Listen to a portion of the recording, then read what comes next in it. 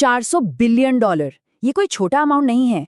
आज के इस एक्सप्लेनर में हम मार्केट के एक ऐसे रहस्य को समझेंगे जो सबको हैरान कर रहा है।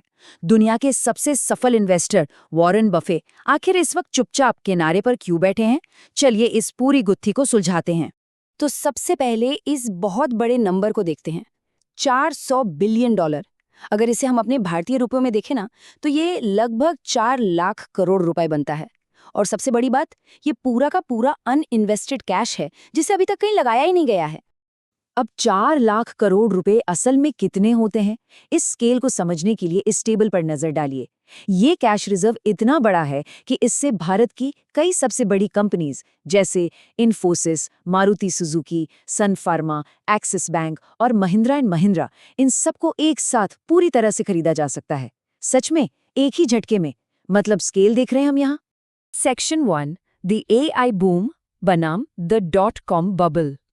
अभी के मार्केट कॉन्टेक्स्ट को देखें तो AI स्टॉक्स में आई हुई इस भारी रैली की वजह से नैस्डैक 40% तक ऊपर जा चुका है। लेकिन यहाँ पर ध्यान देने वाली बात ये साफ अंतर है।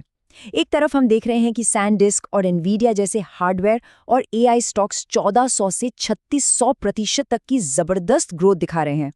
पर उसकी ठीक नीचे की जो ग्राउंड रियलिटी है ना, वो थोड़ी अलग है।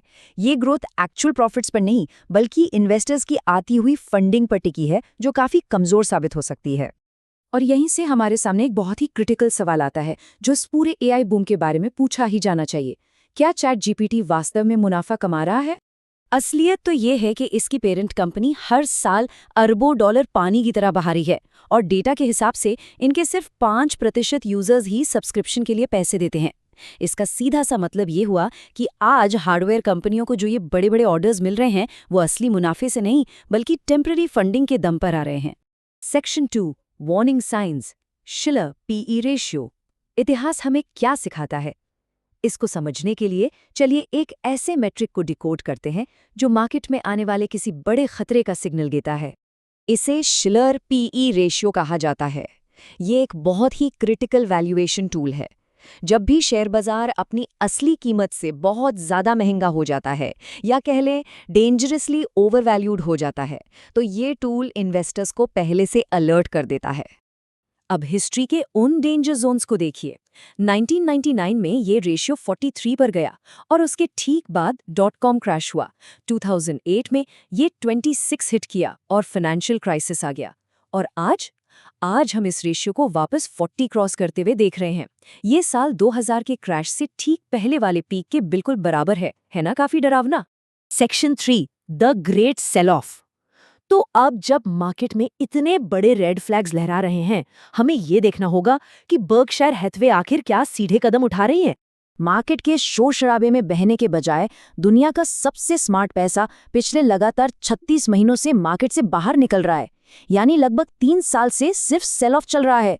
उन्होंने करीब 24 बिलियन डॉलर्स की इक्विटीज बेच दी हैं, और इस कैश को आराम से US गवर्नमेंट की सेफ सिक्योरिटीज में पार्क कर दिया है, जहां बिना रिस्क के 5% रिटर्न मिल रहा है। इस चार्ट को देखिए, ये सच में शॉकिंग है।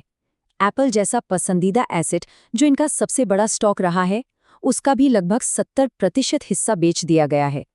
जैसे ही एप्पल का PE रेशो 35 क्रॉस किया, उन्होंने अपनी होल्डिंग्स खाली करनी शुरू कर दी।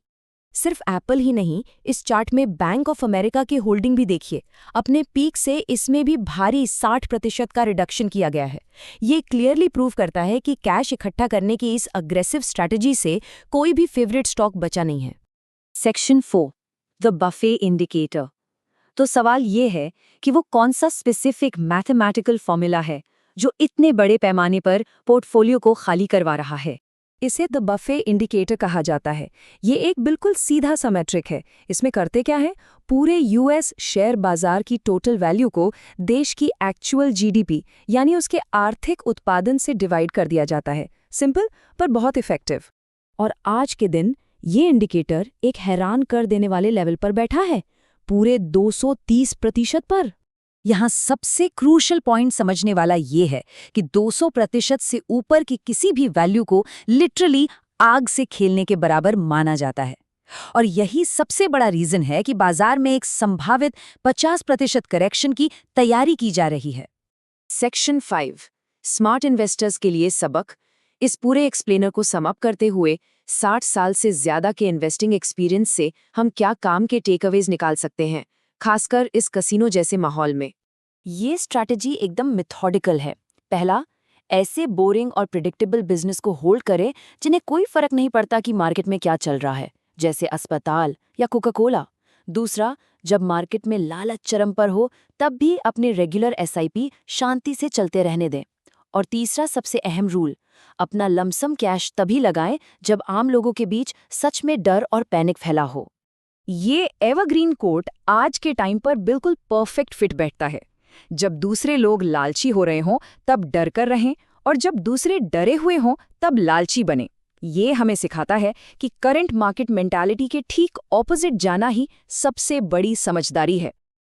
रूल नंबर 1, कभी अपना पैसा मत गवाओ।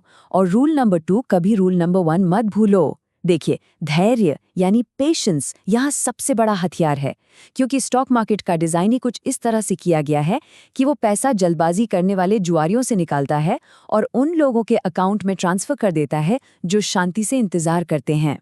तो अब जब बफे इंडिकेटर्स समेत इतने सारे फाइनेंशियल वार्निंग्स लाल निशान दिखा रहे हैं, हम सभी के सामने विचार करने के लिए एक सबसे बड़ा सवाल आता है। क्या मार्केट में आने वाला अगला 50% का क्रैश एक बड़ी तबाही होगी, या फिर ये जीवन की सबसे बड़ी सेल साबित होने वाली है? सोचिएगा जरूर।